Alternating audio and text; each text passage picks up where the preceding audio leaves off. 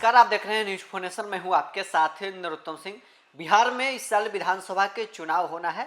विधानसभा चुनाव का समय नजदीक आ रहा है, लेकिन मुख्यमंत्री का चेहरा कौन होगा?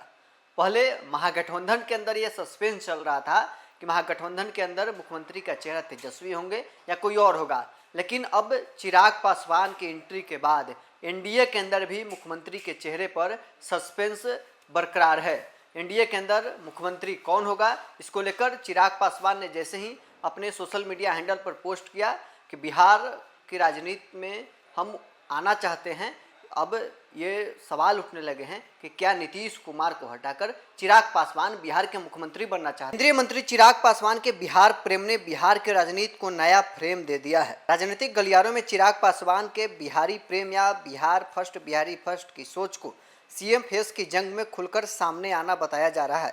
खासकर राज्य के मुख्यमंत्री नीतीश कुमार की अवस्था और तमाम अटकलों के बीच बिहार का अगला सीएम कौन, एक रेस तो शुरू हो गया है। सी वोटर के एक सर्वे को बाजार में लाकर सीएम की जंग में पलीता तो लगा ही दिया है। केंद्रीय मंत्री चिराग पासवान के बिहार प्रेम को कुछ विशेष सी वोटर के सर्वे की प्रक्रिया मानते हैं। चिराग पासवान अच्छे तरीके से जानते हैं कि बिहार में युवा नेतृत्व की राजनीति चरम पर है। इस समय सी वोटर का जो सर्वे आया है वह चिराग पासवान को अंतिम पायदान पर जगह देता है। पहले नंबर पर तेजस्वी यादव, उनकी राजनीतिक बिल्कुल बिहार के लिए तय है। वे न तो लोकसभा चुनाव लड़ते हैं और न ही राज्यसभा कभी गए। विशुद्ध रूप से तेजस्वी यादव का प्रोजेक्शन बिहार की राजनीति के लिए और बिहार के नेक्स्ट सीएम के रूप में हुई है। दूसरे नंबर पर प्रशांत किशोर हैं। इनकी वजह से साफ है कि उनका पूरा कंसंट्रेशन बिहार की राजनीति पर फोकस है। बिहार को नए बिहार के रूप में देखना चाहते हैं। वे बिहार को रोजगार देने वाला राज्य बनाना चाहते हैं। रोजगार, नौकरी और पलायन जैसी समस्या का समाधान बिहार से ही करना चाहते हैं। सी वोटर के सर्वे में यह प्रभाव दिखाता है। इसके पहले के सर्वे से कहीं ज़्यादा बिहार की जनता ने प्रशांत किशोर को सीएम माना है। तीसरे नंबर पर नीतीश कुमार हैं। सीएम चेहरे के रूप में नंबर 1 से नंबर 3 के पीछे उनका खराब स्वास्थ्य सबसे बड़ा फैक्टर है। उम्र के अनुसार कार्यक्षमता का स्खलन ही हुआ है। अब 5वें नंबर पर चिराग हैं, तो इसकी वजह भी चिराग ही हैं। चिराग स्लोगन देते हैं कि केंद्र की राजनीति को तरजीह देते हैं। यह तो युवा चेहरा मोदी के हनुमान पखर वक्ता और स्टारडम के कारण सीएम के रेस में शामिल रहे, वह भी कुछ प्रतिशत की बढ़ोतरी के साथ।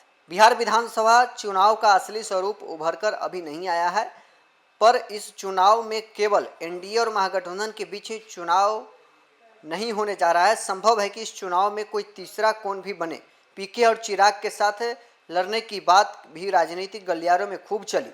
ऐसे में तीसरे कोण के बतौर मुख्यमंत्री उम्मीदवार हेतु विधानसभा का चुनाव भी लड़ सकते हैं। लोकसभा चुनाव 2024 में 100% स्ट्राइक रेट देने वाले चिराग पासवान बिहार विधानसभा सीटों की हिस्सेदारी मांग रहे हैं। इन सीटों के प्रति उनकी गंभीरता तब दिखेगी जब वे स्वयं भी लड़े। वैसे भी राजनीति के अंदर खाने में कहीं ना कहीं यह बात भी परवान पर है कि भाजपा ज़्यादा से ज़्यादा सीटें साथी दल को दिलाकर अपनी साथी दल लोजपा, हिंदुस्तानी अवाम मोर्चा और राष्ट्रीय लोक मोर्चा के बीच बांटना चाहती है। भाजपा की राजनीति है कि बहुमत की संख्या माइनस जदयू के आ जाए तो सीएम फेस को लेकर परेशानी ही समाप्त हो जाएगी। बिहार में महागठबंधन की ओर कौन होगा सीएम, सस्पेंस बरकरार है। अब एनडीए की ओर भी सस्पेंस शुरू हो गया है। केंद्रीय मंत्री चिराग पासवान जैसे ही अपने सोशल मीडिया हैंडल से ऐलान करते हैं कि मेरा बिहार मुझे बुला रहा है, बिहार आधारित वो राजनीति करना चाहते हैं, अब सवाल ये उठने लगे हैं कि क्या बिहार के मुख्यमंत्री नीतीश कुमार को हटाकर भाजपा कहीं चिराग के बहाने खेल तो नहीं कर रही है। बहरहाल इस पर में इतना ही। आप बने रहे न्यूज इन्फॉर्मेशन के साथ।